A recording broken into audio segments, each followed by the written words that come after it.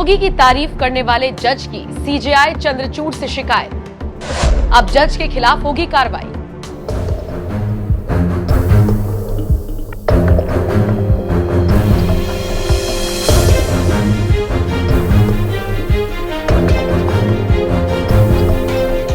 नमस्कार, आप देख रहे हैं एनएमएफ न्यूज। आपके साथ मैं हूं नम्रता चौधरी।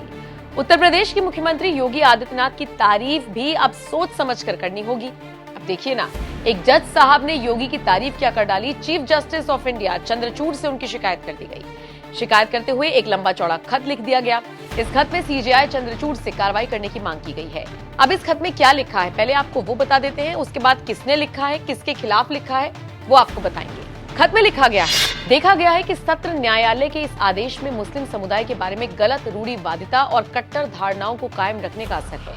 इसके अलावा इस आदेश ने न्याय के पैमाने को झुका दिया है, न्यायपालिका की स्वतंत्रता के स्वीकृत सिद्धांत का उल्लंघन किया है और न्यायपालिका की प्रतिष्ठा को नुकसान पहुंचाया है।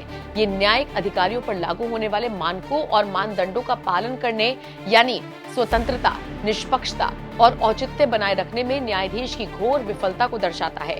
वास्तव में जज ने मुस्लिम समुदाय के खिलाफ स्पष्ट पूर्वाग्रह प्रकट करने वाले ये बयान देकर न्यायिक आचरण के बुनियादी मानकों को विफल कर दिया है, जिससे न्यायपालिका में जनता का विश्वास हिल गया है। अब पूरा मामला भी जान लीजिए। हाल ही में ज्ञानवापी के विवादित ढांचे में वीडियोग्राफी की अनुमति देने वाले जज ने यूपी के सीएम योगी आदित्यनाथ की तारीफ की। बरेली के एडिशनल सेशंस जज रवि कुमार ने सीएम योगी की तारीफ करते हुए कहा था कि अगर सत्ता में कोई धार्मिक व्यक्ति हो तो उसके अच्छे परिणाम मिलते हैं और इसका उदाहरण सीएम योगी है। जज ने सीएम को दार्शनिक राजा तक करार दिया था।